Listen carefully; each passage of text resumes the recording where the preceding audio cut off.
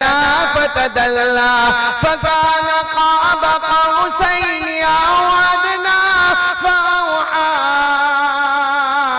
إلى عبده ما أوحى।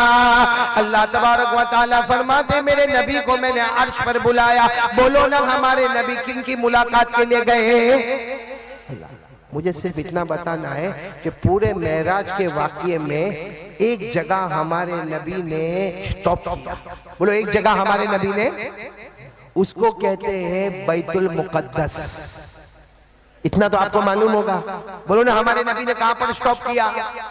आवाज नहीं आ रही अभी। कहां पर स्टॉप किया? बैतुल मुक़द्दस, जिसको कहते हैं मस्जिद अक्सा।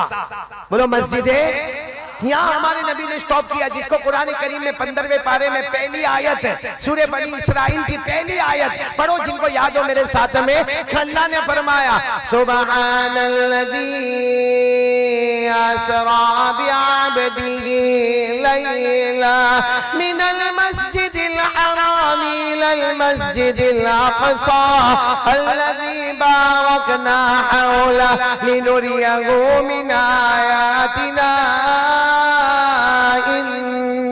इन्नहु हुवस समीउल बसीर। अल्लाह तबारक व तआला फरमाते पाक है मेरी जात, मैं मेरे बंदे को ले गया रातों। अब वाकया सुनना, बराबर सुनना। हमारे नबी ने कहां पर स्टॉप किया? सब बोलेंगे साथ में, कहां पर स्टॉप किया? बैतुल, देखो बैतुल मुक़द्दस सामने है, हमारे नबी ने यहाँ स्टॉप किया। साथ में हजरत जिब्राइल भी है। बोलो साथ में हजरत। और जिब्राइल अलैहिस्सलाम क्या फरमाते? मेरे नबी आओ मस्जिद के अंदर तशरीफ ले आओ, आ जाओ अंदर आ जाओ।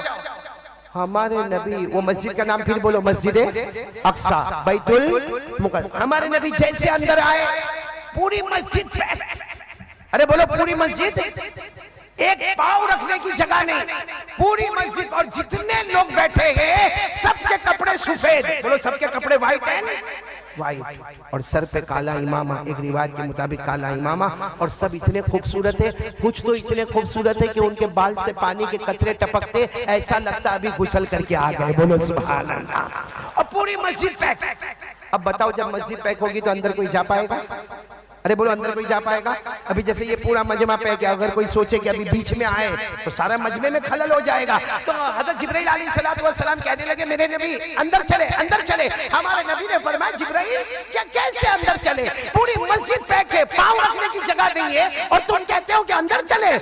हज़रत जिब्राइल ने फरमाया मेरे प्यारे नबी, आप अल्लाह के बहुत प्यारे नबी है, आप कदम रखते जाओगे अल्लाह जगह बनाता जाएगा। आप अपना पाँव मुबारक रखते जाओगे, बोलो अल्लाह जगह। और हमारे नबी है, सब लोग कह दो सुभान अल्लाह। हमारे आका मोहम्मद रसूलुल्लाह सल्लल्लाहु अलैहि वसल्लम ने जैसा अपना मुबारक पाँव मस्जिद में रखा, आधा मजमा इधर आधा मजमा उधर और बीच का रास्ता खाली, हमारे नबी बढ़ते जा रहे। बोलो सुभान अल्लाह। और हमारे नबी खुद फरमाते जब मैं जा रहा था आगे, बोलो जब मैं जा रहा था, क्योंकि आधा मजमा इधर हो गया आधा मजमा उधर हो गया। हमारे नबी फरमाते मैं बीच में जा रहा था, मेरे कान में आवाज आ रही थी। क्या आवाज आ रही थी? हमारे नबी फरमाते मेरे कान में आवाज आई अल्लाहु अकबर अल्लाहु अकबर अल्लाहु अकबर अल्लाहु अकबर। हमारे नबी फरमाते मेरे कान में अजान की आवाज आती गई, मैं आगे बढ़ता गया बढ़ता गया बढ़ता गया। बोलो सुभान अल्लाह। इतना आगे बढ़े कि हमारे नबी इमामत के मुसल्ले पर खड़े हो गए। बोलो सुभान अल्लाह। जो इमाम का मुसल्ला होता है ना, वहाँ हमारे नबी खड़े हो गए। और हज़रत जिब्राइल ने फरमाया इरका रकातैन, अल्लाह के रसूल 2 रकात नमाज पढ़ाइए। हमारे नबी ने कहा इतने सारे लोग पीछे बैठे खूबसूरत और मैं नमाज पढ़ाऊं? तो हज़रत जिब्राइल ने फरमाया वो बैठे नहीं है, आप ही का इंतजार कर रहे हैं। बोलो सुभान अल्लाह। हमारे नबी मुसल्ले पर, अरे पूरा मजमा बोलो हमारे नबी इमामत के। हमारे नबी अल्लाहु अकबर, बोलो अल्लाहु। नमाज शुरू हो गई, 2 रकात नमाज हो गई। अस्सलामु अलैकुम व रहमतुल्लाह, अस्सलामु अलैकुम व रहमतुल्लाह, नमाज हो गई। हमारे नबी हज़रत जिब्राइल की तरफ देखने लगे। हमारे नबी की आंखों में आंसू मुबारक थे। हमारे नबी ने फरमाया जिब्राइल मुझे ये मालूम है ये बैतुल मुक़द्दस है, जिब्राइल मुझे मालूम है ये मस्जिद अक्सा है, जिब्राइल मुझे मालूम है इसको नबियों ने बनाया है, लेकिन जिब्राइल मन हाउला, ये पीछे कौन है, ये पीछे कौन है, इतना बड़ा मजमा पीछे, ये कौन है? हमारे नबी पूछ रहे जिब्राइल ये पीछे मजमा कौन है? सब सुभान अल्लाह बोलो, सुभान अल्लाह। तने साथ में बोलो ना सुभान अल्लाह। हज़रत जिब्राइल ने क्या फरमाया? हज़रत जिब्राइल अलैहिस्सलातु वस्सलाम ने फरमाया आप ये पूछ रहे हो कि पीछे कौन है? हज़रत जिब्राइल ने फरमाया हज़रत आदम अलैहिस्सलातु वस्सलाम से लेकर हज़रत ईसा अलैहिस्सलातु वस्सलाम तक 1,24,000 पैगंबर या 2,24,000 पैगंबर, हज़रत आदम से लेकर हज़रत ईसा तक अल्लाह ने आज सबको जमा किया और अल्लाह ने ऑर्डर दिया हर नबी आज यहाँ नमाज पढ़े, क्योंकि हर नबी मुक्तदी होगा, मेरा मोहम्मद सबका इमाम होगा।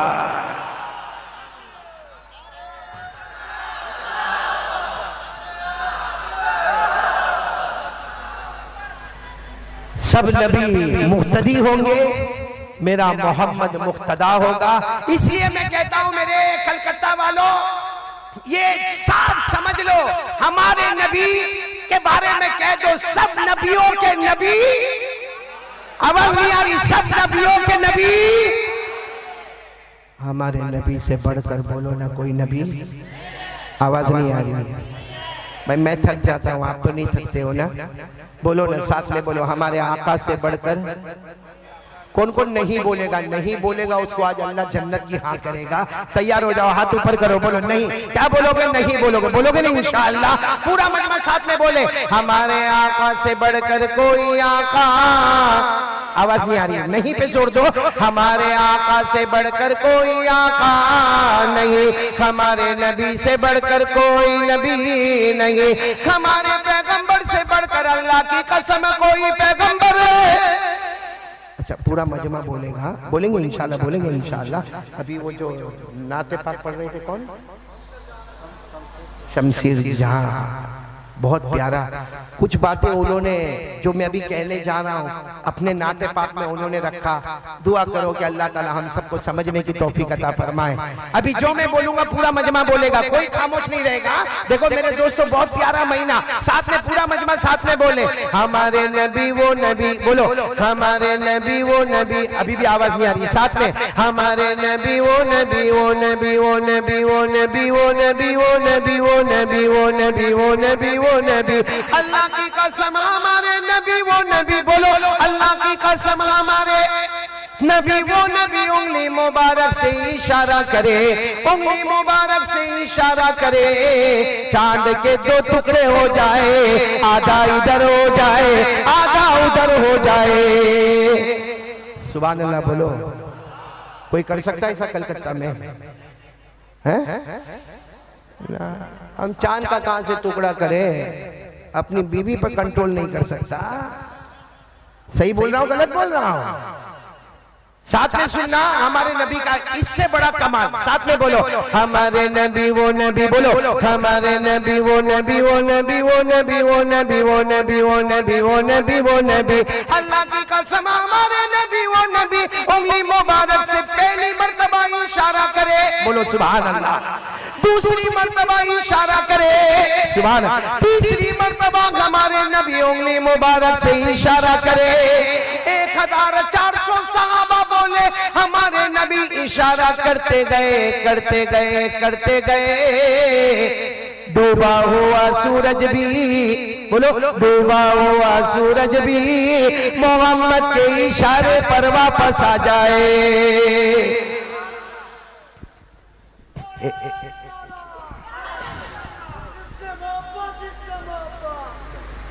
एक बात सुनना, सही में ये जो कहा ना, अल्लाह मोहब्बत नसीब फरमाए और प्यारे नबी की अजमत नसीब फरमाए। साथ में सुनना, हमारे आका सल्लल्लाहु अलैहि वसल्लम सफर पर, बोलो हमारे नबी सफर पर, बहुत सारे सहाबा 3000 के करीब, कितने सहाबा? और 3000 सहाबा हमारे नबी के पास आए और आकर कहने लगे अल्लाह के रसूल हमारे माँ बाप आप पर कुर्बान, 24 घंटे हो गए हमको पानी नहीं मिला। बोलो 24 घंटे हो गए हमको पानी। हमारे आका ने फरमाया तलाश कर लो, तलाश कर लो। खरे वो 3000 सहाबा तलाश करे, मगर 1-2 घंटे के बाद वापस आए और आकर फरमाया अल्लाह के रसूल हमको पानी, बोलो पानी नहीं मिला। हमारे नबी ने फरमाया 3000 सहाबा को मेरे सामने बैठ जाओ, मेरे सामने।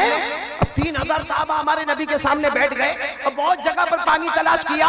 अरे वो अरब का जंगल है जहाँ ना कोई तालाब है, ना कोई खड्डा है, ना कोई पानी का कतरा है। वो 3000 साहबा हमारे नबी के करीब बैठ गए। अब सुनना, सब सुनेंगे, सुभान अल्लाह बोलेंगे ना इंशाअल्लाह, बोलो ना। हमारे नबी वो नबी, बोलते जाओ, हमारे नबी वो नबी वो नबी वो नबी वो नबी। 3000 साहबा जमा हो गए।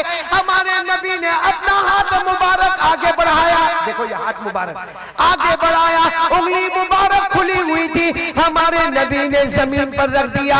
वो 3000 साहबा कहते अल्लाह की कसम, हर उंगली मुबारक से पानी का चश्मा बहना शुरू हो गया। बोलो भाई, हमारे नबी से बढ़कर कोई नबी मोहब्बत करते हो? अरे भाई इतनी देर से बोल रहा हूं, बोलो ना मोहब्बत करते हो। अगर मोहब्बत करते हो तो मैं आज पढ़ रहा हूं, एक नात का छोटा सा टुकड़ा पढ़ रहा हूं और उसमें बता रहा हूं कि हमारे नबी का कमाल क्या है। कौन कौन सुनेगा भाई? सब सुनेंगे ना इंशाअल्लाह। देखो वो मौलाना शमशीर पढ़ रहे थे ना आपके सामने, आप में से कोई खास जवाब नहीं दे रहा था, जिसका मुझे बहुत अफसोस रहा कि इतना अच्छा पढ़ने वाला शायर, इतना अच्छा पढ़ने वाला नात, और सामने से कोई रिस्पांस नहीं, कोई जवाब नहीं। लेकिन मेरे दोस्तों, मैं चाहता हूं कि मैं जो थोड़ा सा पढ़ूंगा, मैं अकेला नहीं पढ़ूंगा, आप भी मेरे साथ से पढ़ोगे। पहले एक मर्तबा बोल दो, हमारे नबी से बढ़कर कोई नबी। आवाज नहीं आ रही? हमारे आका से बढ़कर कोई आका। अब साथ में बोलना, मेरे साथ में पढ़ना। कसम खुदा की, बोलो कसम खुदा की। सब पढ़ेंगे ना? नहीं तो मैं जाऊं, मेरा खाना भी हो गया, अब यहाँ से जाना ही है बस, और कल फिर गुजरात पहुंचना है। और आपको मालूम है फिर वापस, मालूम नहीं, अभी मेरे को पता चला कि अशरफुल ने मेरे को बताया 17 तारीख को, यही महीने की 17 तारीख को वापस कलकत्ता आ रहा हूं। मेरे को भी लगता कलकत्ता का पानी बहुत अच्छा लग गया है। आओगे ना 17 तारीख को, आओगे ना इंशाअल्लाह। लेकिन इस तरीके से धीरे धीरे जवाब दोगे तो कैसा चलेगा? मैं पढ़ूं, आप भी पढ़ो ना, पढ़ो। कसम खुदा की, साथ में कसम खुदा की, कसम खुदा की, साथ में कसम खुदा की, कसम खुदा की, कसम खुदा की, ऐसा रब ने बनाया है।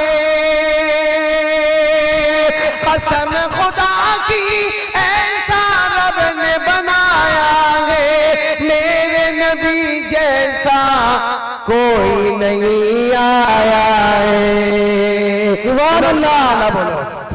अब तो पढ़ोगे ना मेरे साथ में? अब तो आसान है ना, पढ़ो। कसम खुदा की, कसम खुदा की, कसम खुदा की, ऐसा रब ने बनाया है, मेरे नबी जैसा कोई नहीं आया है। उंगली उठाए, सुभान अल्लाह, सुभान अल्लाह। उंगली उठाए,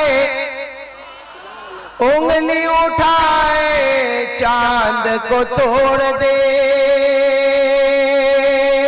उंगली उठाए, चांद को तोड़ दे, इशारा करे, डूबे सूरज को मोड़ दे। मेरे नबी यारो, बोलो मेरे नबी यारो, बड़ी शान वाला है। कसम खुदा की, ऐसा रब ने बनाया है। सुभान अल्लाह, बोलो सुभान अल्लाह। ए सच बताओ, अल्लाह की कसम, हमारे नबी से बढ़कर कोई नबी है? आपको मालूम है हमारे नबी की विलादत बाद शहादत हुई, यानी हमारे नबी पैदा हुए, सबसे पहले दूध पिलाया आपकी माँ वालिदा मोहतरमा बीबी आमिना। फिर दूध पिलाने कौन ले गई? दाई हलीमा। और गांव में ले गई, गांव का नाम है कबीला बनु साद। बोलो, गांव का नाम है कबीला बनु साद। छोटे से गांव में लेकर गई। अच्छा, दूध पिलाने की मुद्दत खत्म हो गई। भाई हलीमा को जितने दिन पिलाना था, जितनी रातें दूध पिलाना था, दाई हलीमा रजी अल्लाह ताला अन्हा ने दूध पिलाया। लेकिन पिलाने की जब मुद्दत खत्म हो गई तो हमारे नबी को गोद में उठाकर मक्का शहर में ले आई, क्योंकि गांव में थी। वहां से मक्का लेकर आए और बीबी आमीना को दे दिया। बोलो बीबी आमीना को। बीबी आमीना ने हमारे नबी को अपने गोद में रखा तो दाई हलीमा क्या बोली मालूम? आमीना, ए सुनो सुनो, कलकत्ता बीबी दाई हलीमा बोल रही, आमीना आमीना ये बच्चा मेरे साथ गांव में था, ये मोहम्मद बच्चा मेरे साथ गांव में था। दाई हलीमा रोते रोते कहती, पैदा करने वाले की कसम पूरे गांव में गई, इससे बढ़कर खूबसूरत बच्चा मैंने कहीं भी नहीं देखा। सुभान अल्लाह। अब सुनना, नारे तकबीर, नारे तकबीर। हजरत मौलाना कारी अहमद अली फलाई, हजरत मौलाना कारी अहमद अली फलाई, उलमाए हक, उलमाए देवबंद, सुनो नारे तकबीर। दाई हलीमा ने कहा, आमीना पूरे गांव में गई मगर मोहम्मद जैसा खूबसूरत बच्चा मैंने बोलो नहीं देखा। आमीना क्या फरमाती मालूम? वो तो नबी की माँ थी। कहने लगी, हलीमा तू तो गांव की बात करती कि गांव में तुझे मोहम्मद से बढ़कर खूबसूरत कोई बच्चा नहीं दिखा। आमीना कहती है, अल्लाह की कसम खाकर कहती हूँ, काबा के पैदा करने वाले की कसम खाकर कहती हूँ, मैं पूरे मक्के शहर में गई, मोहम्मद से बढ़कर खूबसूरत मैंने बच्चा नहीं देखा।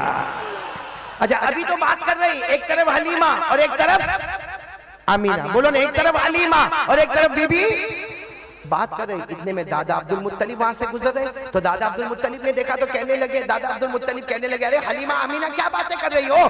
तो हलीमा ने कहा, मैं समझा रही थी कि गांव में मोहम्मद से बढ़कर खूबसूरत बच्चा मैंने नहीं देखा।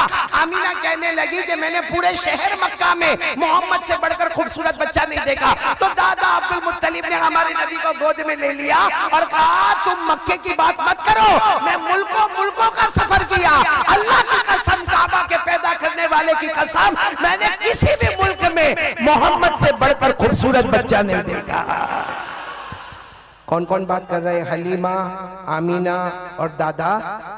अचानक हदीस पाक में लिखा, अचानक एक लंबे चौड़े शख्स सामने आ गए। तीनों घबरा गए। कौन? कहा, मैं जिब्राइल हूं और तुम्हारी बात का जवाब देने आया हूं। अब तीनों की तीनों, हलीमा, आमीना और दादा अब्दुल मुत्तलिब, जिब्राइल आ गए। हज़रत जिब्राइल अलैहिस्सलाम ने फरमाया, हलीमा तुमने ऐसा खूबसूरत बच्चा अपने गांव में नहीं देखा। ए आमीना तुमने ऐसा खूबसूरत बच्चा मक्के में नहीं देखा। अब्दुल मुत्तलिब तुमने ऐसा बच्चा मुल्कों में नहीं देखा। अरे हज़रत जिब्राइल फरमाते, रअयतुल मशारिक वल मगारिब। हज़रत जिब्राइल कहते, मैंने तो मशरिक भी देखा, मगरिब भी देखा, शमाल भी देखा, जनूब भी देखा। मैंने नबियों से मुलाकात की, अल्लाह की कसम, अल्लाह ने मोहम्मद से बढ़कर खूबसूरत किसी को पैदा ही नहीं किया। मोहम्मद से बढ़कर किसी को खूबसूरत पैदा ही। तो आप सच बताओ, जब हमारे नबी पैदा हुए, हलीमा के घर पे गए होंगे तो क्या शान होगी? सब मेरे साथ में पढ़ेंगे इंशाअल्लाह। नहीं बोलो ना, पढ़ेंगे इंशाअल्लाह। पढ़ो मेरे साथ में, पढ़ो ना। कसम खुदा की, ये सामने वाले क्यों नहीं पढ़ते? कोई टेंशन है आपको? बीवी का कोई टेंशन तो नहीं ना? पढ़ो ना मेरे साथ में, पढ़ो। कसम खुदा की, कसम खुदा की, ऐसा रब ने बनाया है। अब आगे सुनना। हलीमा तेरे घर में उजाला है, बोलो हलीमा, हलीमा तेरे घर में उजाला है, हलीमा तेरे घर में उजाला है, हलीमा तेरे घर में उजाला है, तेरे गोद में नूर नूर वाला है, हलीमा तेरे गोद में नूर नूर वाला है।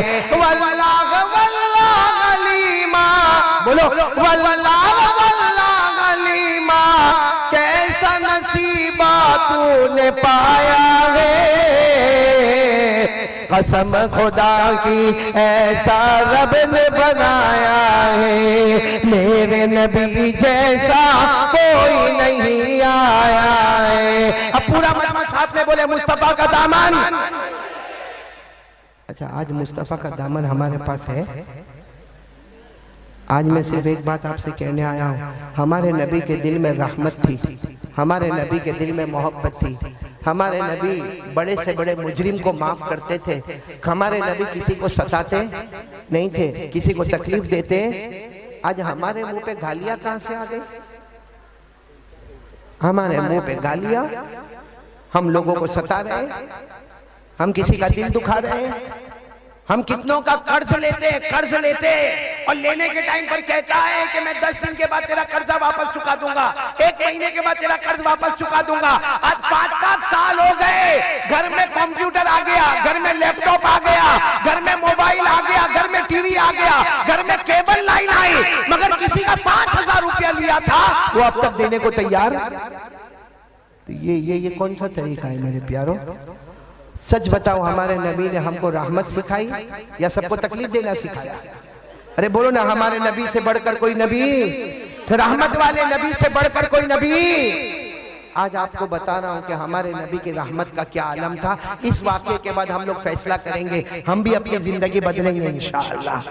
मेरे बताओ भाई, कौन कौन तैयार है नबी के तरीके पर अमल करेंगे इंशाअल्लाह? साथ में बोलो, मुस्तफा का दामन।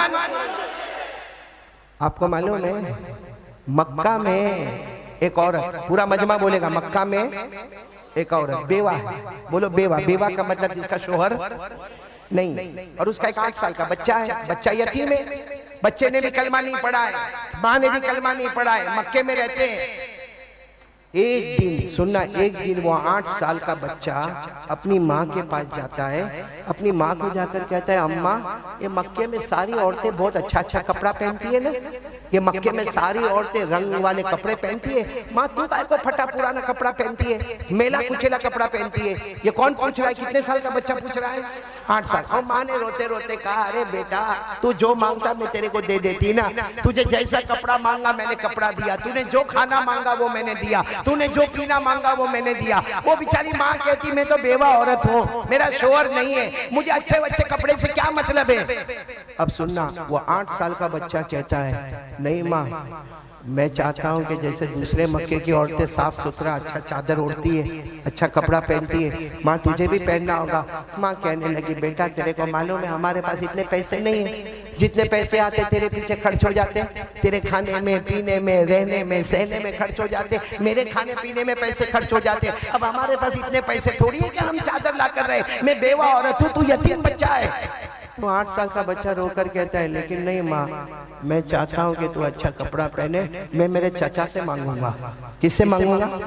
पैसे नहीं मांगूंगा, सिर्फ इतना कहूंगा, मेरी माँ के लिए एक चादर दे देना, मेरी माँ पहनेगी, जरा साफ सुथरी चादर पहनेगी। तो माँ कहती, नहीं, चाचा के पास मत जाना, बहुत जालिम है, बहुत जालिम है, उसने तो हमारा हक भी नहीं दिया, अरे तेरे बाप का भी हक नहीं दिया। तो बेटा कहता है, मैं थोड़ी चाचा को जाके कहूंगा मेरे बाप का हक दे दे, मेरी प्रॉपर्टी दे दे, मेरी जायदाद दे दे, मेरी जमीन दे दे। अरे मैं तो चाचा को जाकर सिर्फ इतना कहूंगा कि मेरी माँ को एक चादर दे दे।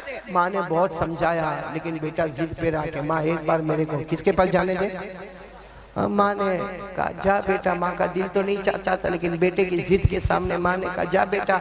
नहलाया धुलाया, बेटे को तैयार किया और रास्ता भी बताया कि चाचा वहाँ रहते, वहाँ जाना होगा। अब ये बेचारा यतीम लड़का, कितने साल का? 8 साल का। चलता चलता चलता गर्मी में चिलचिलाती धूप में चलता चलता उस जगह पर पहुंचा जहाँ चाचा उसका सारे दोस्तों के साथ बैठा था। ये जाकर कितने प्यार से कहता है, या अम्मी, या अम्मी, अम यानी चचा, या अम्मी, ए मेरे चचा और मेरे चचा। तो चचा ने यूं देखा, क्या हुआ? कहा, वो मेरी माँ के लिए चादर लेने आया, मैं और कुछ मांगने नहीं आया, कुछ भी नहीं, पैसा मांगने नहीं आया, सिर्फ मेरी माँ के लिए चादर मांगने आया। कितना जमाना हो गया मेरी माँ ने अच्छी चादर नहीं पहनी, मेरी माँ ने अच्छा कपड़ा नहीं पहना, वही मैला कुचेला कपड़ा मेरी माँ पहनती, और माँ तो माँ है ना, मेरा दिल दुखता है, चचा एक चादर दे देना। वो चचा उठा और उसने जो मारना शुरू किया, कितने साल के बच्चे, इतना मारा, आखिर में एक पत्थर था वो लेके उसके सर पे पटक दिया। अब वो सर जख्मी हो गया, लहूलुहान हो गया, वो 8 साल के बच्चे का कपड़ा फट गया। वो बेचारा दौड़ता है कि चचा मत मारो, चचा मत मारो, चचा मत मारो, और चचा पीछे दौड़ दौड़ के मारता। जब बहुत दूर निकल गए, चचा भी दूर हो गए, इसने अपने कपड़े को देखा, पूरा कपड़ा फटा हुआ, अब बदन में से खून निकलता, सर फट गया, वहां से खून निकलता। अब वो बेचारा लड़का भाग रहा है कि मेरे को बचा लो भाई, मेरे को बचा लो, मैं छोटा बच्चा, मैं यतीम बच्चा, मेरे को बचा लो। अब रास्ते में कोई मिला, उसने कहा, क्या हुआ? 8 साल के बच्चे को पूछा, क्या हुआ? कहाँ एक्सीडेंट हो गया? ये क्या है? तो कहा वो मेरे को चचा ने बहुत मारा। कहा क्यों मारा चचा ने? कहा मेरी माँ के लिए एक चादर मांगने गया, उसमें मेरे कपड़े भी फाड़ डाले। मुझे कितना मारा, हाथ पे मारा, पाँव पे मारा, सर पे पत्थर मारा। अच्छा, जो आदमी मिले ना, उन्होंने कहा एक काम कर, चचा के पास मत जा, चादर मांगना है, मक्के में रहता है, चादर चाहिए, काबे के पास जा, मोहम्मद नाम के आदमी होंगे, वहां जाएगा तेरी मुराद पूरी हो जाएगी। बोलो सुभान अल्लाह। तो लड़का 8 साल का मार खाया हुआ था, कहा ना अब कहीं नहीं जाना। 8 साल का लड़का क्या बोलता, अब मुझे कहीं नहीं जाना, पहले मेरी माँ के पास जाना, मेरी माँ से पूछ के करूंगा, बाकी अब मेरे माँ के पास जाना। ये कहकर वो लड़का, 8 साल का लड़का रोता रोता, हाथ में जख्म लगा, पाँव में जख्म लगा, पेट पे जख्म है, पीठ पे जख्म है, सर फटा हुआ। और देखो माँ और बेटे में कनेक्शन इतना होता है, मार किसको पड़ी है? बेटे को। मालूम नहीं वहां माँ का दिल तड़प रहा है, वो बेचारी घर के ओटे पर आ गई, फिर घर के बाहर आ गई, फिर और थोड़ा चलने लगी, बस वो माँ का दिल दुखता है। अजीब अल्लाह ने माँ और बेटे में कनेक्शन रखा है कि बेटा अमेरिका में होता है और माँ इंडिया में होती है, उसको वहां बुखार आता है, माँ यहाँ तड़पना शुरू करती है। मालूम नहीं वो माँ तड़पते तड़पते बाहर निकली, थोड़ी देर में माँ की नजर पड़ी कि मेरा बेटा आ रहा है, फटे हुए कपड़े, और बेचारा रोता है। यहाँ से माँ दौड़ी, वहां से बेटा दौड़ा, और दोनों एक दूसरे के गले लग गए। अब माँ इतना रोई, बेटे को लेकर घर में लेकर आई, नहलाया, धुलाया, सब जख्मों को साफ किया, पट्टियां बांधी, और फिर माँ ने गले लगा कर कहा बेटा मना करती थी ना, मैंने मना किया था ना कि मत जाना चचा के पास, फिर भी तुम जिद में चचा के पास चले गए, अब आइंदा से चचा के पास मत जाना। बेटा कितने साल का? सब जख्म वख्म पे पट्टी लगी हुई। कहता माँ एक और एड्रेस मिल गया है, एक और पता। माँ ने कहा किसका पता मिला? कहा माँ वहाँ चादर मिल जाएगी। माँ ने कहा कौन? कहा किसी ने मुझे कहा कि काबे के पास जाओ, मोहम्मद नाम के हैं, उनके दरबार से कोई खाली हाथ वापस नहीं आता। बोलो उनके दरबार से कोई खाली हाथ वापस। वही माँ जिसने अभी तक गले लगाया ना, यूं ऐसे बेटे को जोर से धक्का मारा। कहा बेटा आइंदा मोहम्मद का नाम ये घर में नहीं आना चाहिए। कि माँ ने ईमान तो कबूल नहीं किया था। कहा बेटा आइंदा से मोहम्मद का नाम यहाँ घर में नहीं आना चाहिए। तुझे मालूम है वो जादूगर है, तुझे मालूम है वो शायर है, तुझे मालूम है वो मजनून है, तुझे मालूम है वो काहिन है, वो नजूमी है, और मालूम नहीं किस लोगों के दरमियान में तोड़ हो गई है। बेटा सबका नाम लेना मगर मोहम्मद का नाम। अच्छा सच बताओ, ये औरत ने जो कहा ये मक्का वाले बोलते थे कि नहीं बोलते थे?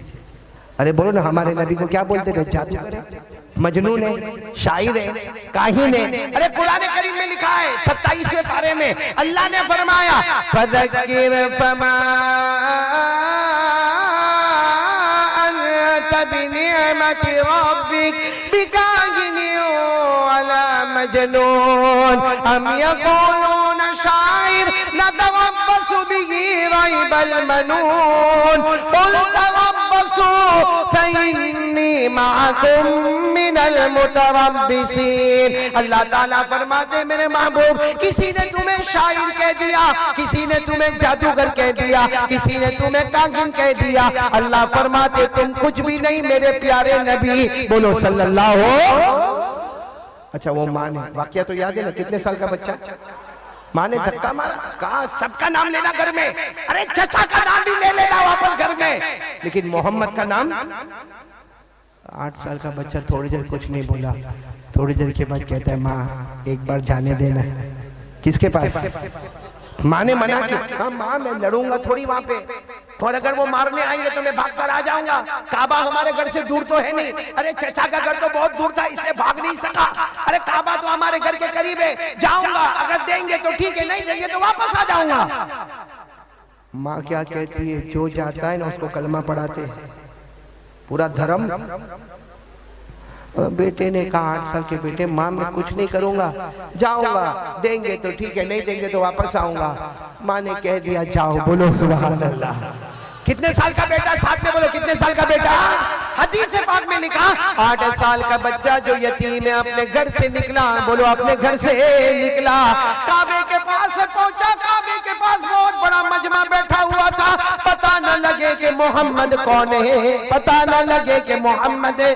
भाई इतना बड़ा मजमा है काबे के पास और हिम्मत भी ना हुए कि किसी को पूछे कि मोहम्मद है। कौन है? तो वो बेटा 8 साल का बेटा जब बड़े हो गए ना, कहते मैंने एक चक्कर लगाया काबे के पास, बहुत सारे लोग बैठे थे, दूसरा चक्कर लगाया, लेकिन जब भी मैं चक्कर लगाता था सब में देखता था एक इतने खूबसूरत बैठे हैं, ऐसा लगता था जैसे कोई चांद का टुकड़ा बैठा हुआ है। वो 8 साल का बेटा कहता मेरे दिल में आया, किसी को पूछने की तो हिम्मत ना हुई, लेकिन दिल में आया यही मोहम्मद है, बोलो सल्लल्लाहु। वो बेटा कहता, वो 8 साल का लड़का कहते कि मैं बहुत देर तक तो बाहर खड़ा रहा, हिम्मत ना हुई, फिर धीरे से आगे बढ़ा, और जहां मोहम्मद बैठे थे ना वहां पीछे से आया और उनके कंधे पे हाथ रखा और सिर्फ इतना कहा, मोहम्मद। ओहो, 8 साल के बेटे कहते उन्होंने मेरी तरफ यूं करके देखा, कहते ऐसा लगा जैसे अंधेरी रात में 14वीं रात का चांद निकलकर सामने आ गया। तो 8 साल का बेटा कहता मुझे इतना खूबसूरत लगा। तो मैंने वो 8 साल के बेटे कहते आप मोहम्मद है? कहते उन्होंने मेरी तरफ देखकर कहा मैं मोहम्मद हूँ, तुम कौन हो? तो 8 साल का बेटा कहता मैं कौन हूँ? मैं यतीम हूँ, मेरा अब्बा नहीं है, मैं यतीम हूँ। वो 8 साल का लड़का कहता मैंने सिर्फ इतना कहा मैं यतीम हूँ, हमारे नबी अपनी जगह से खड़े हो गए, बोलो सुभान अल्लाह। और कहते मुझे ऐसे कहा आजा मेरे गले लग जा। कहते वो भरे मजमे में मेरे नबी ने मुझे गले लगाया और रोते हुए कहा बेटा तू यतीम है, मैं भी यतीम था, तू यतीम है, मैं भी यतीम था, मुझे मालूम है यतीम को कितनी तकलीफ उठानी पड़ती है। तेरे अब्बा नहीं ना, मेरे अब्बा भी नहीं थे, मैंने भी बहुत तकलीफ उठाई, तू भी बहुत तकलीफ उठाता था, बता तू क्या काम से आया? तो 8 साल का बेटा सीने से लगा हुआ कहता मेरी माँ के लिए चादर चाहिए, मेरी माँ के पास चादर नहीं है। तो हमारे नबी रोते रोते कहने लगे सही है, मैं भी यतीम था, मेरी माँ आमीना बेवा थी, तू भी यतीम है, तेरी माँ भी बेवा है, और मुझे मालूम है यतीम पर क्या गुजरती है, मुझे मालूम है बेवा औरत पर क्या गुजरती है। ये कहकर हमारे नबी ने इतना प्यार किया कि वो 8 साल का बच्चा कहता अल्लाह की कसम किसी ने प्यार से कभी सर पे हाथ नहीं रखा, वो मोहम्मद ने मुझे गले लगा लिया। फिर हमारे नबी ने पूछा क्या चाहिए? तो बच्चे ने कहा मेरी अम्मा के लिए चादर चाहिए। अरे हमारे नबी चाहते तो कहते अबू बकर आओ, उमर आओ, उस्मान आओ, अली आओ, ये बच्चे के लिए चादर का इंतजाम करो। हमारे नबी ना हजरत अबू बकर को बुलाते, ना उमर को बुलाते, ना उस्मान को बुलाते, ना अली को बुलाते। हमारे नबी के बदन मुबारक पर, कंधे मुबारक पर जो चादर मुबारक है, हमारे नबी वो ही उतारते और कहते जा बेटा ले जा, अपने हाथों से माँ को पहना देना, बोलो सुभान अल्लाह। अब मैं आपसे पूछता हूँ नबी के कपड़े से बढ़कर कोई कपड़ा होगा? और नबी की चादर से बढ़कर कोई चादर होगी? आपने सुना नहीं होगा, हजरत अली फरमाते मैं कितनी मर्तबा मेरे नबी के पास आता, नबी के कंधे मुबारक पे चादर होती, हजरत अली कहते वो चादर मैं ले लेता, अपने कंधे पे रखता और आसमान की तरफ देखता, मुझे कुछ भी नजर नहीं आता। लेकिन हजरत अली फरमाते वही चादर मेरे नबी के कंधे पर होती थी, चादर नबी के कंधे पर होती थी और उसकी चमक आसमानों पे नजर आया करती थी। हमारे नबी, सच बोलो, हमारे नबी के कपड़े मुबारक से बढ़कर कोई कपड़ा? जो चादर का जिक्र अल्लाह करे वो चादर कितनी प्यारी होगी, बोलो सुभान अल्लाह। मेरे साथ में पढ़ो ना, अल्लाह ने चादर मुबारक का जिक्र फरमाया, या अय्युहल मुज़्ज़म्मिल, या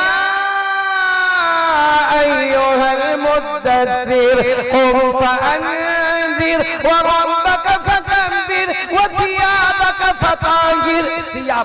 थियाबक का तर्जुमा हमारे नबी के कपड़े मुबारक। जिक्र कहाँ पे आ रहा है? कुरान में। अच्छा, हमारे नबी ने सच बताओ कोई धर्म की बात की? अरे बोलो ना, कोई धर्म की बात की? अखलाक बताए, ले जा बेटा चादर ले जा, अपने हाथों से माँ को उड़ा देना। अब ये 8 साल का बेटा चादर लेके दौड़ रहा। अरे बहुत करीब में घर था, जैसे घर के करीब पहुंचा तो माँ तो ओटे पर ही खड़ी थी, बाहर ही खड़ी थी। माँ ने पहला सवाल, क्या हुआ बेटा, क्या हुआ? धर्म की बात हुई? वो 8 साल का बेटा रोकर कहने लगा, माँ किसी ने मक्के में मुझे प्यार नहीं किया जितना मोहम्मद ने मुझे प्यार किया। और कहा माँ तुझे मालूम है तू भी कभी कभी मुझे गले लगाती है ना माँ, कभी तू मेरी पेशानी चूमती है ना माँ, कभी तू मेरा गाल चूमती है ना।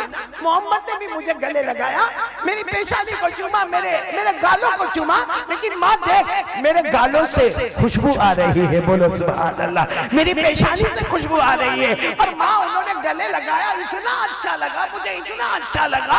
माँ किसी ने मक्के में मुझे प्यार नहीं किया, सब मुझे कहते यतीम है, यतीम है, यतीम है। मोहम्मद ने मुझे कहा तू यतीम तो मैं भी यतीम था, तेरी माँ बेवा तो मेरी माँ भी बेवा। और माँ ये चादर दी और कहा कि अपनी माँ को पहना देना। ये कहकर 8 साल के बच्चे ने, बोलो सुभान अल्लाह, 8 साल के बच्चे ने चादर मुबारक ली और अपने माँ के कंधों पे रखा। जैसे माँ के कंधे पे रखा, माँ ने जोर से चीख मारी, मेरा प्यारा बेटा, और मेरा प्यारा बेटा। वो 8 साल के बच्चे ने कहा अम्मा क्या हुआ? कहा ले चल, मुझे भी ले चल, ले चल, उसी मोहम्मद के हाथ पर ले चल। तू भी ईमान कबूल कर ले, मैं भी ईमान कबूल कर लेते हैं। चल उसी मोहम्मद के हाथ में लेकर चल, तू भी ईमान कबूल करेगा, मैं भी ईमान कबूल करूंगी। मेरे दोस्तों, यह हमारा इस्लाम है, यह हमारे नबी है, यह हमारे रसूल है, जो यतीमों के सहारा बनते हैं, किसी को तकलीफ नहीं होने देते। और हमने आज तक कितनों को सताया मेरे प्यारों, कितनों का कर्ज दबा के रखा, कितनों की जमीनें दबा के रखी। हमारे दिल में कितना जलन है, सही में हमारे दिल में। मैं आज कलकत्ता में खुलकर कहता हूँ, इस वक्त भी हिंदुस्तान के जो हालात है उसमें मैं खुलकर कहता, अल्लाह की कसम हमको गैरों से वो नुकसान नहीं पहुंचता है जो अपनों से नुकसान पहुंचता है। आज हमारे दिल में जलन है, जलन। सच बताता हूँ मेरे प्यारों, एक ही गांव में रहने वाला, एक साथ में सलाम करने वाला, एक साथ में कमाने वाला, एक ही गांव में अपने बीवी बच्चों को रखने वाला, लेकिन एक के घर में कलर लगता होगा, दूसरे को रात को नींद नहीं आती, नींद नहीं आती, उसको परेशान है। हालांकि सामने मिलेगा ना, अस्सलाम वालेकुम, वालेकुम अस्सलाम, अब कैसे हो, तुम्हारी तबीयत कैसी है, तुम्हारा बच्चा कैसा है। और मेरे दोस्तों, अंदर से जलन दिल में। आज किसी का नुकसान होता है, ये सुनो, आज किसी का नुकसान होता है ना, आकर कहेगा भाई तेरा नुकसान हुआ, मेरे को बहुत दुख हुआ, और घर में जाके अपने बीवी को बोलेगा गया था देखने, आधी दुकान चली, पूरी जल जाती तो अच्छा होता है। सच बोलो, ऐसा हो रहा है कि नहीं हो रहा है? क्या हमारे दिल है ये काले काले दिल? इसलिए आज से कौन कौन तैयारी कर रहा है भाई हमारे नबी के तरीके पर, अखलाक जो हमारे नबी के थे उन्हीं अखलाक पे हम भी आगे बढ़ेंगे। कौन कौन तैयार है? हाथ ऊपर करे और साथ में बोले मुस्तफा का दामन। को बोल दो, हमारे नबी से बढ़कर कोई नबी, हमारे आका से बढ़कर कोई आका।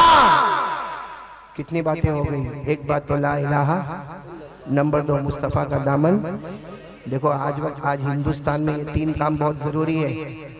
इसलिए ये वाकया जो मैंने सुनाया, ये वाकया बताता है कि हमारा इस्लाम और हमारा ईमान तलवार के जोर पे नहीं, साथ में बोलो ना, हमारा ईमान तलवार के जोर पे, हमारा ईमान हथियारों के जोर पे, हमारा ईमान चाकुओं के जोर पे। जो लोग कहते हैं वो गलत है। अगर हमारा ईमान आगे बढ़ा है तो हमारे नबी के मुबारक अखलाक से आगे बढ़ा है।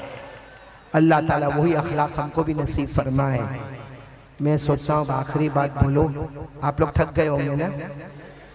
नहीं थके? मैं तो थका कि नहीं थका? कितनी देर हो गई मौलाना उस्मान मेरे को बोलते बोलते? 1.5 घंटा हो गया।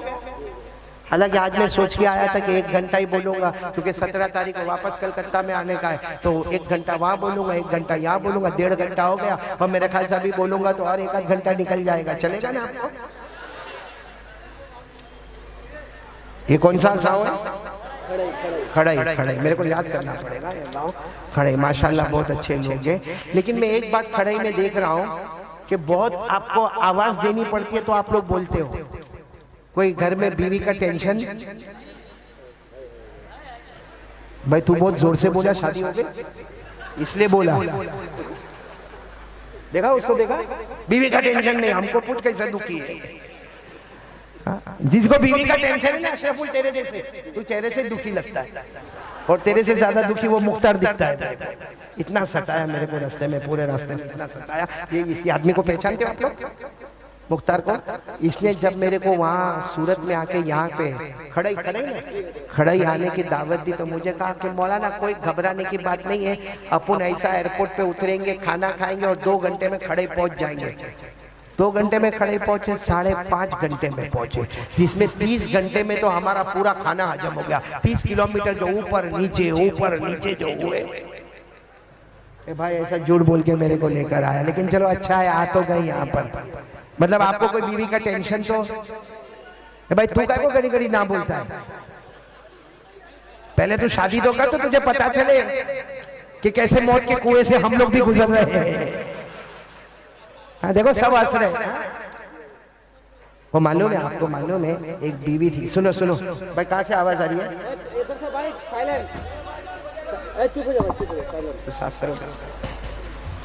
एक बात सुनो, फिर हम आखिरी बात पर आते हैं। सुनेंगे, सब सुनेंगे इंशाअल्लाह। एक बीवी थी, बीवी है वो 17, 18 साल, 20 साल से अपने शोहर के साथ में, आमीन बोलो आमीन। ऐसे यहाँ बहुत सारे शोहर होंगे ना, 18 साल 20 साल, तुमको कितना साल हुआ? 10 साल में, हो सकता है तेरी बीवी होगी। मतलब अच्छा खासा मियाँ बीवी साथ में रहते हैं, लेकिन अब शोहर है ना, शोहर वो कभी कभी सोचता है कि कब तक ये बीवी रोज बीवी के साथ रहने का, कहीं एक आध हफ्ता, एक आध महीना माँ के घर जावे तो मेरे को थोड़ा दिमाग में, हाँ बोलता है आराम मिले, तो बेचारा सोचता है कि मेरे को आराम मिले। अब एक दिन अचानक क्या हुआ, सुबह में उठा और बीवी क्या कहने लगी, अपने शोहर को कहने लगी कि मेरा जी चाहता है कि 1 महीने के लिए माँ के घर चली जाओ, हम 17-18 साल से साथ में, जरा 1 महीना माँ के घर रहकर आऊंगी। तो शोहर सामने तो बोल नहीं सकता कि जा, बोल सकता? कहता ना, तू चले जाएगी तो मैं क्या करूंगा? डायलॉग डायलॉग, तू चले जाएंगी तो मैं, और दिल दिल में सोचता है कि कब पेटी बांधे। और लेकिन बीवी भी कहती ना ना ना, 1 महीना तुमको भी समझ पड़े बीवी के बगैर, कैसा बर्तन मांजने का, कैसा कपड़ा धोने का, कैसा झाड़ू मारने का, कैसा बच्चों को स्कूल में भेजने का, मैं तो जाने वाली हूँ माँ के घर पे। इसका भी दिल था कि ये माँ के घर पे जाए, लेकिन कैसा भी करके बीवी को तैयार किया। और बीवी बोलो कहाँ चली गई? अरे बोलो ना, कहाँ चली गई? मैके गई। कितने महीने के लिए? आपको बराबर याद है, 1 महीने के लिए चली गई वो। अब ये आराम से घर में आया ना, अपना कैलेंडर था ना, कैलेंडर उसको देखकर खुश होता है, आज की तारीख को गई है, 30 दिन के बाद वापस आएगी, रोज का प्रोग्राम बनाता है। 1 तारीख को ये दोस्त के घर पे, 2 तारीख को वो दोस्त के घर पे, 3 तारीख को इधर जाना, 4 तारीख, पूरा कैलेंडर उसने तैयार कर दिया। लेकिन रोजाना फोन करता है, हेलो कैसी है, तेरे बगैर तो यहाँ कुछ अच्छा ही नहीं लगता है। और वो वहां से खुश होती है, हाँ हाँ मेरे को मालूम है, मेरे बगैर तेरे को नहीं अच्छा लगता। और ये यहाँ से डायलॉग मारता, आई लव यू, अभी कभी बोलता आई मिस यू, और कहता है यहाँ तो मेरे को अंधेरे अंधेरे में भी तू नजर आती है। वो वहां से खुश होती है, हालांकि फोन रख के बोलता 1 महीना ने 2 महीने के बाद वापस आना। अब अचानक 10 दिन हुए, बोलो कितने दिन हुए? और बीवी का फोन आया कि मैं आ रही हूँ। कितने दिन में वापस आ रही है? गई थी कितने दिन के लिए? तो ये फोन पे पूछा क्यों आ रही है 10 दिन में? तो महीने का प्रोग्राम ना, जैसे तुमको नहीं अच्छा लगता मेरे को भी यहाँ पे अच्छा नहीं लगता। इसने अपना सर पे हाथ रखा और बीवी ने बता दिया कि रेलवे स्टेशन पे आ जाना, मेरी ट्रेन की बुकिंग हो गई है, ये मेरा डब्बा नंबर है, ये मेरा सीट नंबर है, और बराबर प्लेटफॉर्म पे आ जाना, मैं सामान ज्यादा लेके आ रही हूँ माँ बाप के घर से। अच्छा मेरे को सच बताओ, ये प्लेटफॉर्म पर गया होगा तो इसका मूड अच्छा होगा कि खराब होगा? एकदम खराब है। मैं तो कभी कभी बोलता हूँ ऐसा गया होगा जैसा चूसा हुआ आम, ऐसा फोबड़ा चढ़ा के यूं गया, प्लेटफॉर्म पे यूं हाथ बांध के खड़ा हो गया। इतने में वो ट्रेन आई, बराबर डब्बा सामने आया, वो बीवी सारा लगेज लेकर, सारा सामान लेकर उतरे और इसको कहे ले ले ले ये पकड़। ये कहता हाँ चल ला, जल्दी ला, जल्दी ला, इधर रख दे, ला इधर रख दे, इधर रख दे। वो बेचारी बोलते मेरा वही प्लेटफॉर्म पे एक मियाँ बीवी और खड़े, अरे वही प्लेटफॉर्म पे एक मियाँ बीवी और इतना हंस हंस के बातें कर रहे, इतना खुश होकर बातें कर रहे, इतना सुकून में बातें कर रहे। बस बीवी को मौका मिला, कहने लगी जरा सोच सोच, मैं 10 दिन के बाद आई, तेरा मुंह चढ़ा हुआ है, वहां देख, वो मियाँ बीवी को देख कितना हंस रहे। ये कहता है वो पगली छोड़ने आया है, नहीं समझा? अरे नहीं समझे? अरे वो ट्रेन पे और मैं देखो अभी थोड़ा थोड़ा समझ में आ रहा, तो थोड़ी थोड़ी हंसी भी आ रही है। देखो अगर कोई ऐसा कोई जोक आवे ना, लतीफ आवे, नहीं समझ में आवे तो ज्यादा खुश हो जाएगा। बोलो नहीं समझ में आवे तो क्यों मालूम है? क्योंकि जिसको नहीं समझ में आता ना वो 3 मर्तबा हंसता है। कितनी मर्तबा हंसता है? एक तो अभी हंसा कि चलो मौलाना के सामने हंस ले, फिर दूसरी मर्तबा किसी को पूछेगा तो हंसेगा, और तीसरी मर्तबा हंसेगा कि पहली मर्तबा तो फुकट में ही हंसा था मैं, पहली मर्तबा तो मुफ्त में ही हंसा, तो जिसको नहीं समझ में आवे अच्छा 3 मर्तबा हंसेगा। लेकिन हमारी बात पर आ जाओ, मैं आखिरी बात पर आ रहा हूं, पूरा मजमा साथ में बोलेगा, फिर 1 मर्तबा ला इलाहा, और दूसरी बात बोलो मुस्तफा का दामन। ये आखिरी बात पे आ रहा हूं, सब सुनेंगे इंशाअल्लाह। नहीं, मैं इसलिए कि ये बात बहुत सेंसिटिव है, बहुत दिल को लगने वाली बात है, इसीलिए मैंने थोड़ा दिमाग फ्रेश किया आपका। सब सुनेंगे, बोलो सुनेंगे इंशाअल्लाह। एक बात मैं आपको बताऊं, एक ये वाकया सुनना। एक आदमी मुल्क शाम में रहता है। भाई क्या हुआ, आप लोग किसको हाथ कर रहे हैं? खैर उसको चलने दो अपना, हम बात बहुत जल्दी खत्म करेंगे। और आप बोलो तो अभी खत्म कर दो, खत्म कर दो अभी। सुनेंगे, सब सुनेंगे, 5-10 मिनट 5-10 सुनेंगे नहीं इंशाअल्लाह। एक आदमी मुल्क शाम में, बोलो कहां पर मुल्क है? ये सुनना, बहुत प्यारा वाकया है। एक आदमी मुल्क शाम में, शाम यानी सीरिया, जिसको आज हम लोग क्या बोलते हैं, सीरिया। उस जमाने में एक आदमी मुल्क शाम में इतना नुकसान, कारोबार का इतना नुकसान, और कर्जे में इतना डूबा, इतना डूबा, इतना डूबा कि खाने के लाले पड़ गए। लोगों को कर्जा कहां से चुकाए?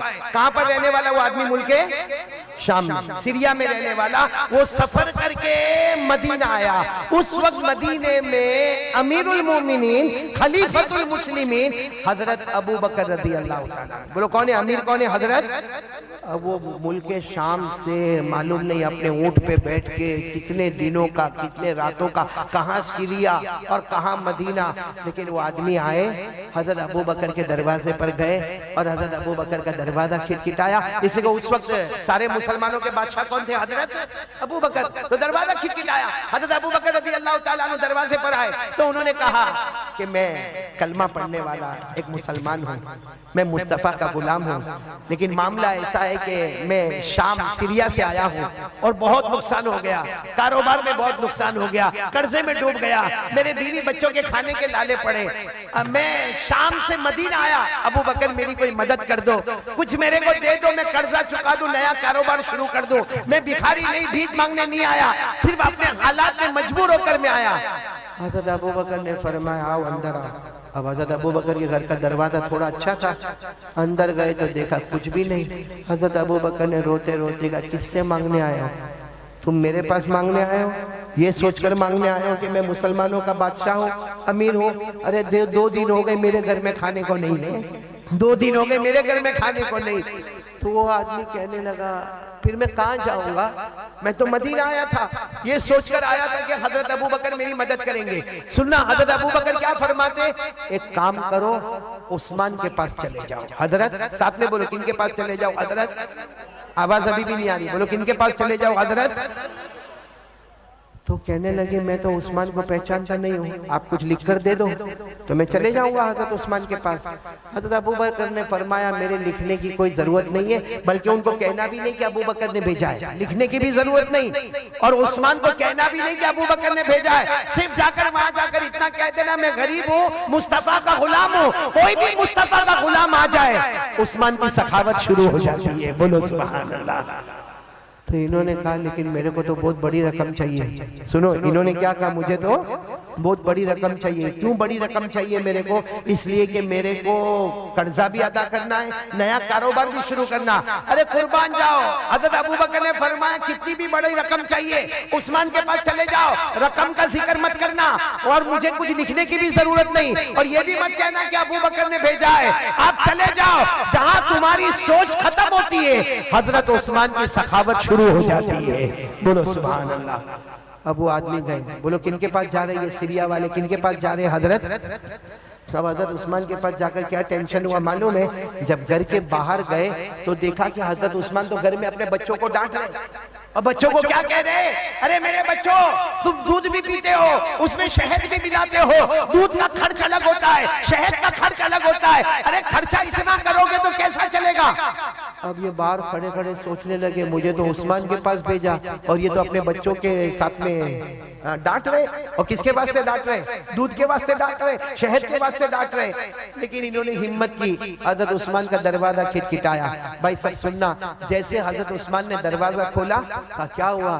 इन्होंने कहा अस्सलाम वालेकुम, मैं सीरिया का रहने वाला, मुल्क शाम का रहने वाला, कर्जे में डूबा हुआ हूँ और मेरे पास खाने को कुछ नहीं है और मैं नया कारोबार शुरू करना चाहता, मैं भिखारी बनकर नहीं आया, लेकिन आप मेरी मदद कर दोगे तो बहुत अच्छा होगा।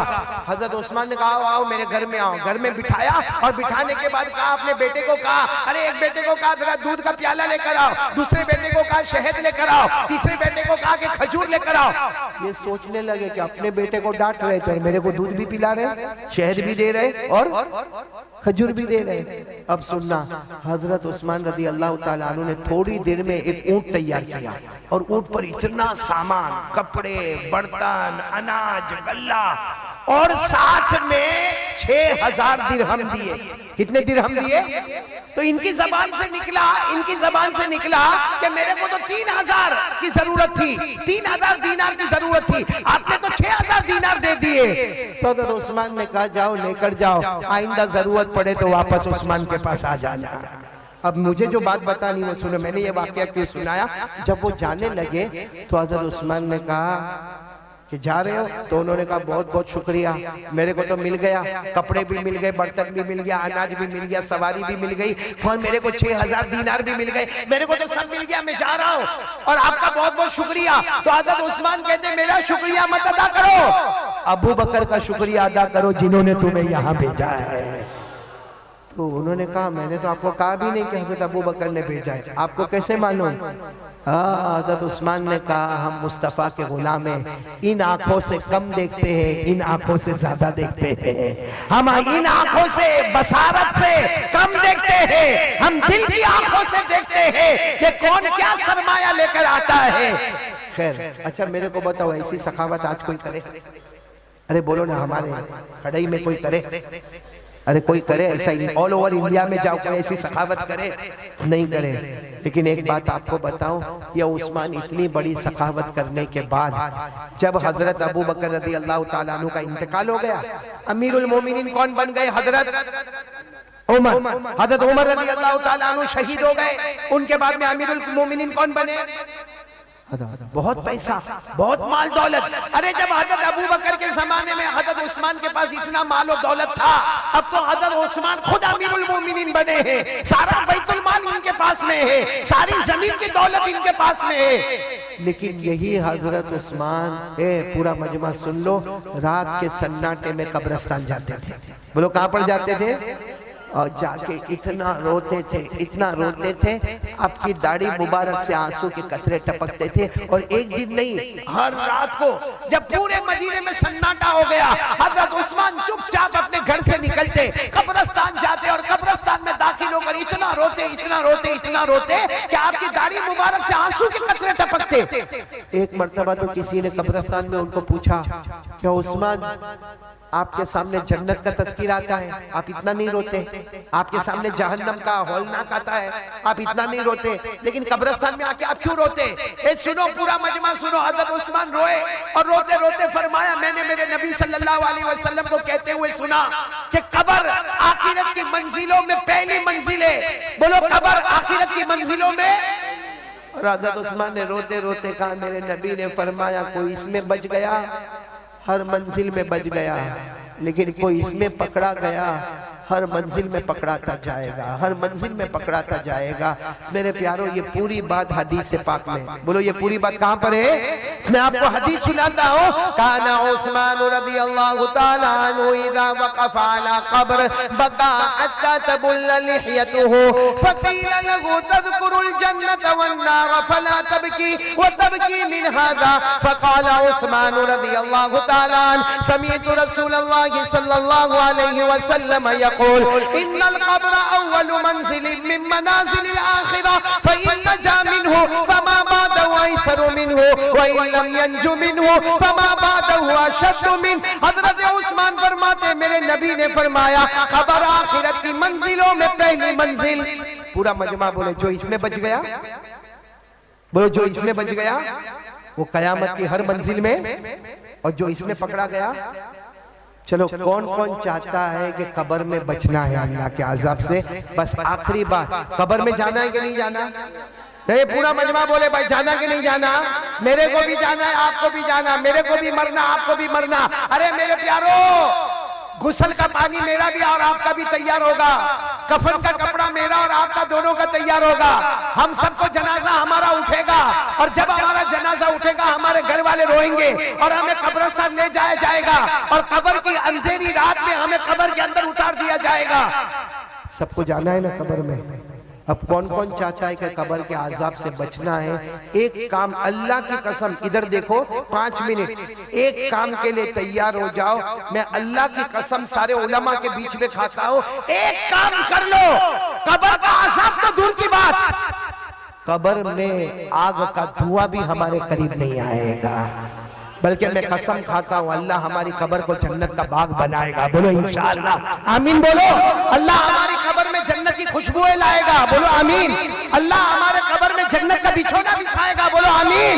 अल्लाह हमारे कब्र को जन्नत के बागों में से एक बाग बना देगा। बोलो आमीन। एक काम करना पड़ेगा, खड़े वालों अगर आप तैयार हो तो मैं आगे बोलूं, करोगे इंशाअल्लाह? क्योंकि हमारे नबी का वादा है कि कब्र का अज़ाब नहीं होगा अगर ये काम करोगे। तो कौन कौन तैयार है? हाथ ऊपर करे भाई। तैयार है तो हाथ ऊपर रखे, बोलो इंशाअल्लाह। नहीं, मैं बात खत्म कर रहा हूँ, बोलो इंशाअल्लाह। आवाज नहीं आ रही, बोलो इंशाअल्लाह। कल की फजर बोलो इंशाअल्लाह। मौत की शाम बोलो इंशाअल्लाह।